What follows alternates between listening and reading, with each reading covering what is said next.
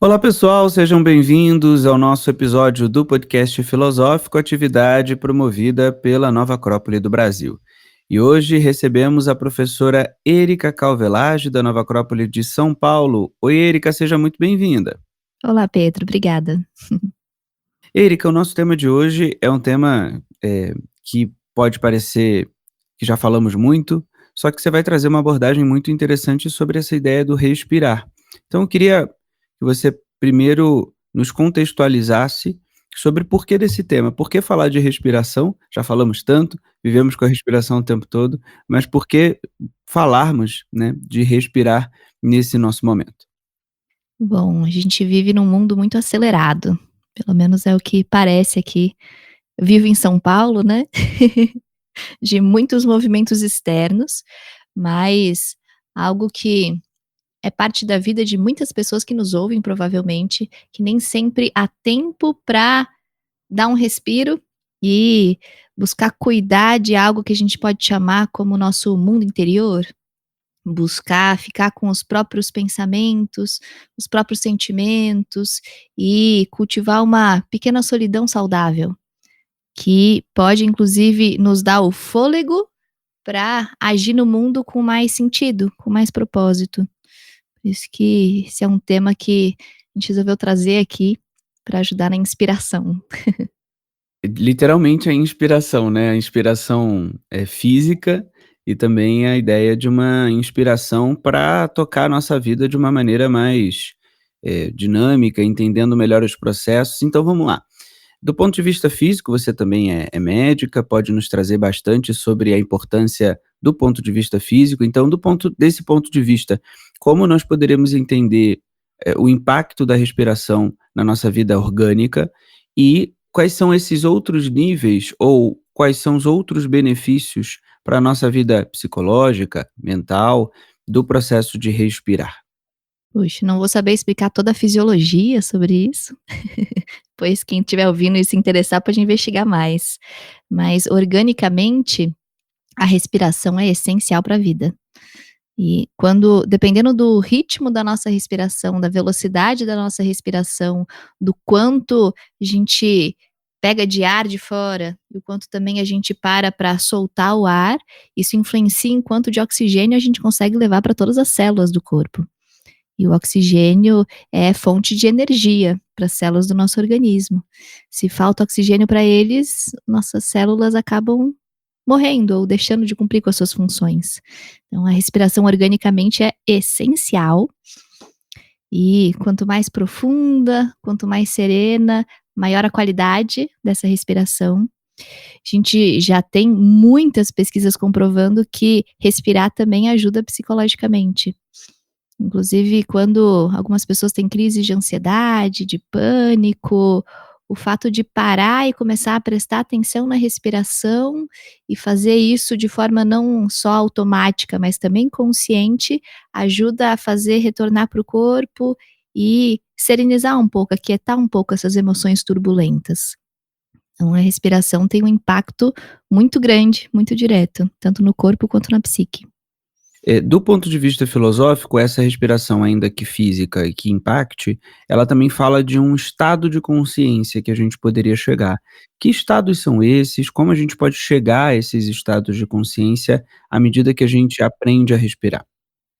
Um elemento filosófico que a gente pode trazer para ajudar a compreender essa ideia dos estados de consciência da respiração, tanto da inspiração quanto da expiração, e tanto de parar para ter esse momento de introspecção, quanto também de agir no mundo, trazer um elemento que vem lá da China antiga, que todos conhecem, do Yin, do Yang, do princípio de unidade que naturalmente no mundo manifestado se expressa como uma dualidade ou como polaridades opostas complementares que, fluindo uma em relação à outra e se coordenando juntas, permitem a vida. O Yin como receptivo, introspectivo, como o mais escuro, porque é mais quieto e é como um movimento de acolhimento. E o Yang como um movimento de ação, movimento luminoso, de expansão. Para os chineses antigos, ambos os movimentos são importantes. Por mais que, sem querer, hoje em dia, muitas vezes, no nosso mundo ocidentalizado, a gente tenda a achar mais importante o movimento Yang do que o Yin. Tende a achar mais importante construir coisas fora, se apresentar no mundo, se expressar no mundo e não necessariamente também pegar esse fôlego interno para poder colocar a luz no mundo que vem desse nosso mundo interno. Porque no fundo, pela imagem aí que você colocou, que é a imagem que representa o Yin e o Yang, dentro dessa imagem, o que eles concebem é que não existe um sem o outro. Um nutre o outro, um dá origem ao outro. E dentro de todo o Yin tem o Yang, dentro de todo o Yang tem o Yin. Por isso, a vida flui, a vida acontece e há energia se há uma alternância equilibrada e harmônica da expressão do Yin e do Yang em todos nós e em toda a natureza, tanto individualmente como coletivamente nas relações humanas, há que ter essa conversa entre o Yin e o Yang. E o que seria o estado de consciência disso, então? Se a gente fosse relacionar um estado de consciência ligado ao Yin na sua máxima expressão, seria um estado de silêncio, de quietude, de recepção. É quando a gente para ouvir. E para ouvir o que um outro está falando, mas para ouvir de verdade, com atenção. Não só esperando a nossa vez de falar, mas ouvir sem pressa de ter que verbalizar alguma coisa. Só escutar. E se não tem outro, só escutar os nossos próprios pensamentos. Só ouvir, só receber e receber, buscando compreender, buscando aceitar, para se nutrir com isso, para se interiorizar, fazer um movimento para dentro.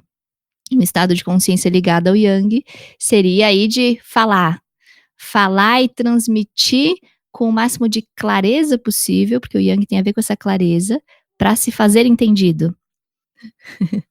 E isso tem relação com o se posicionar frente ao mundo e tomar a iniciativa em relação às coisas, fazer um movimento para fora, enquanto o Yin faz esse movimento para dentro. Num diálogo, a gente tem que ouvir e falar de forma alternada. Se não ouve e fala de forma alternada, não tem diálogo, tem um monólogo ou tem um silêncio constrangedor. A gente já ouve bastante aí de muitas culturas e também na música, né, o Lulu Santos vai falar de silêncio e som, né. E algo interessante que eu refleti aqui, você falava muito de silêncio, né, de encontrar um silêncio.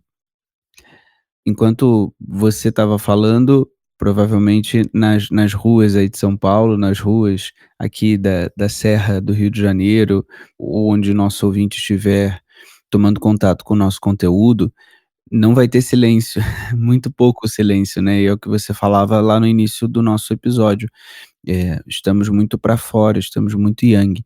Te pergunto, o ambiente não está propício para a gente viver esse silêncio, né, externamente. Então, como a gente pode encontrar esses momentos em meio a esse cenário que aparentemente não está tão bom assim, né? Como a gente pode encontrar isso? Ok, é importante, mas como é que eu faço isso se o mundo no meu entorno está barulhento, a vida está me chamando, as pessoas precisam de mim, eu preciso resolver meus problemas. Como é que a gente chega aí, né? Sim, uma ótima pergunta, bem prática. Uma linha filosófica que nos ajuda nessas questões práticas com muita eficácia são os estoicos. E eles nos ensinam que há coisas que dependem de nós, há coisas que não dependem de nós. Claro que, hoje em dia, a maior parte das pessoas vive em ambientes que não propiciam esse silêncio. Ou só conseguem estar em ambientes, assim, mais quietos, mais próximos a uma natureza selvagem, com menos frequência.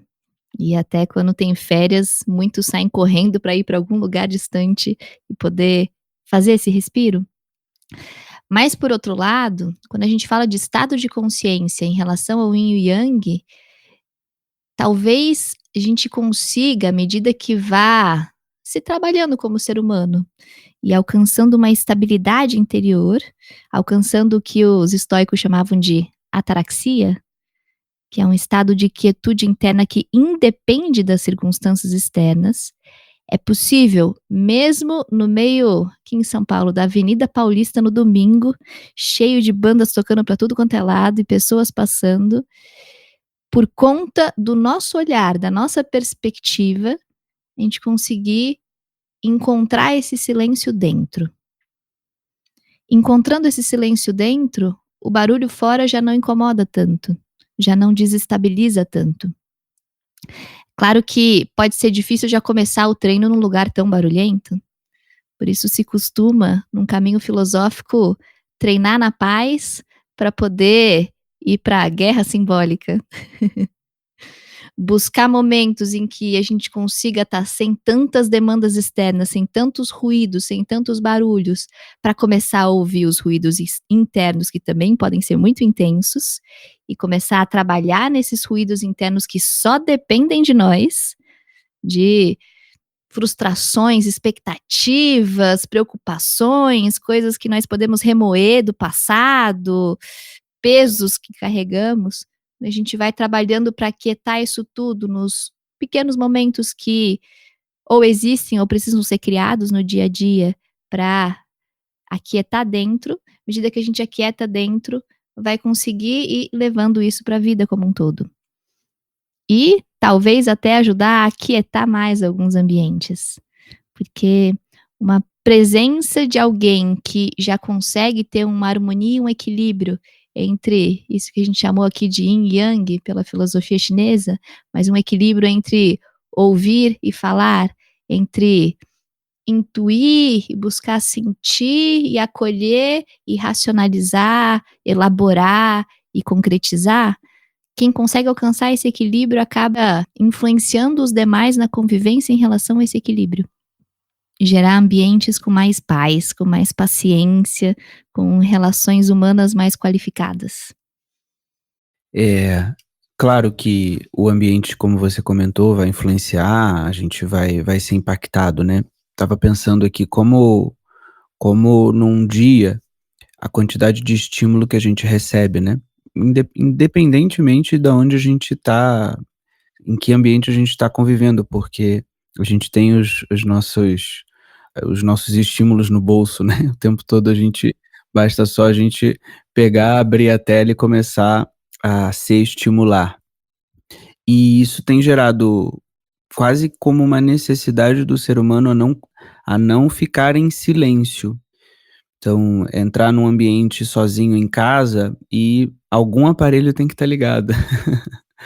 Eu não posso estar sozinho aí. Então eu queria entrar mais nesse ponto, Erika, que é a ideia desse nosso silêncio interno e como isso é importante da gente ir identificando e reconhecendo esses nossos pontos de silêncio, e como a gente consegue realizar esse trabalho, porque naturalmente a gente vai sentir, né, os sentidos vão trazer as coisas do mundo externo e também da nossa própria psique, né. Então, que ferramentas mais, né, que outras ferramentas a gente poderia olhar para ir para esse silêncio interno que, em alguma medida, é aquela ideia que muitas tradições vão trazer da vida interior, né. Ótima pergunta. Um primeiro elemento é exatamente isso que você acabou de falar, olhar para isso. Quando a gente para olhar, já começou o trabalho de se aquietar. Enquanto vivemos um dia a dia no automático, correndo de um lado para o outro, respondendo, apagando fogo, se não tem um momento de reflexão, de observar, e não precisam de minutos, horas, a gente não precisa de tanto tempo cronológico para isso. Podem ser 30 segundos, 10 segundos de dar uma respirada e olhar em volta, já faz toda a diferença. E nós temos que trabalhar outros elementos também, porque não é só criar uma rotina, é mais uma mentalidade. Por que será que muitos não conseguem deixar de ter esses estímulos nas telas e deixar de sempre ouvir algum barulho?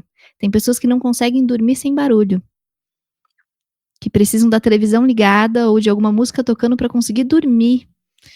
Isso é algo para se refletir.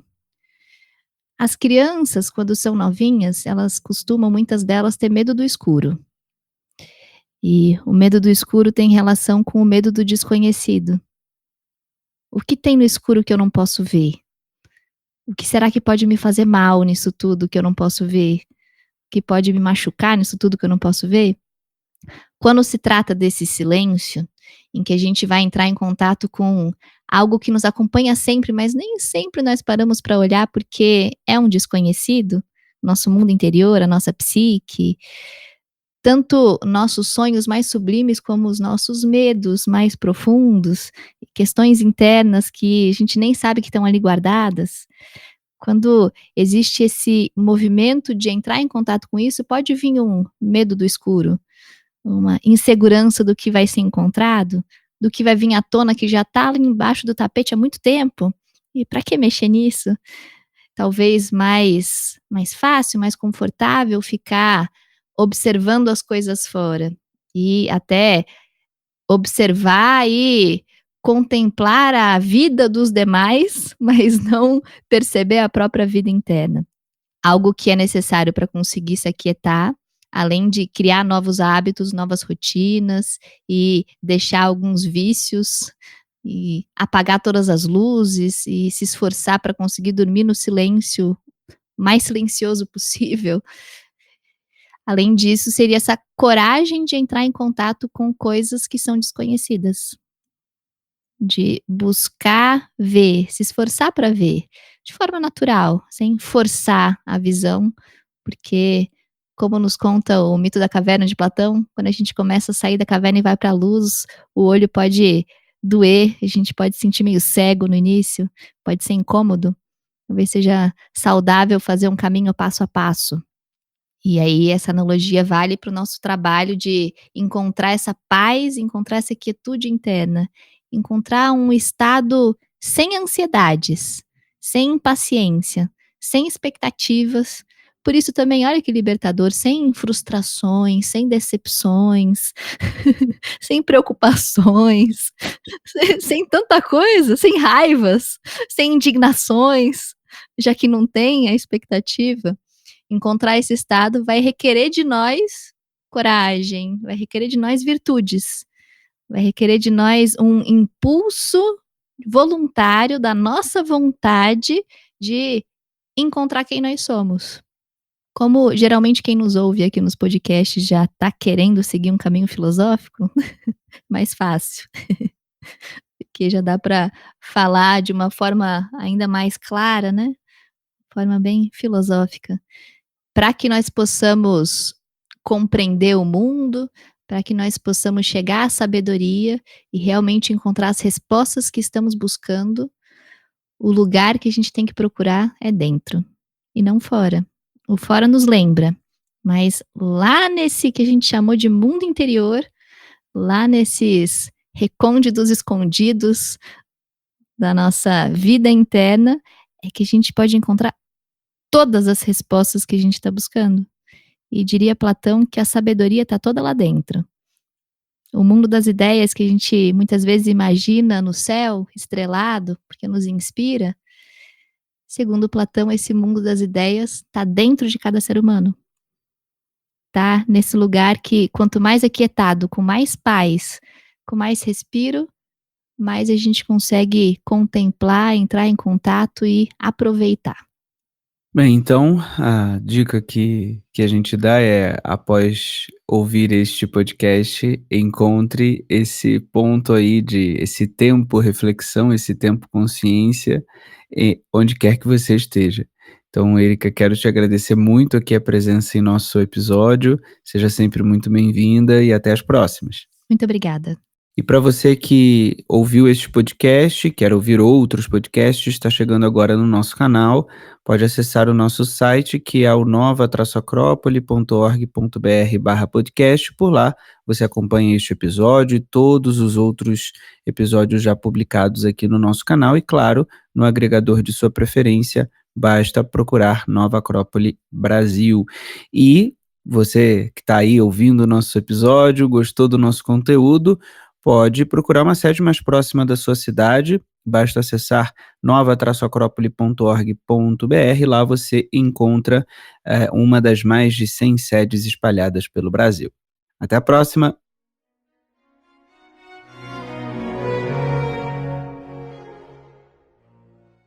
A trilha sonora deste podcast é de autoria de Wolfgang Amadeus Mozart, o segundo movimento andante do Divertimento em Ré maior.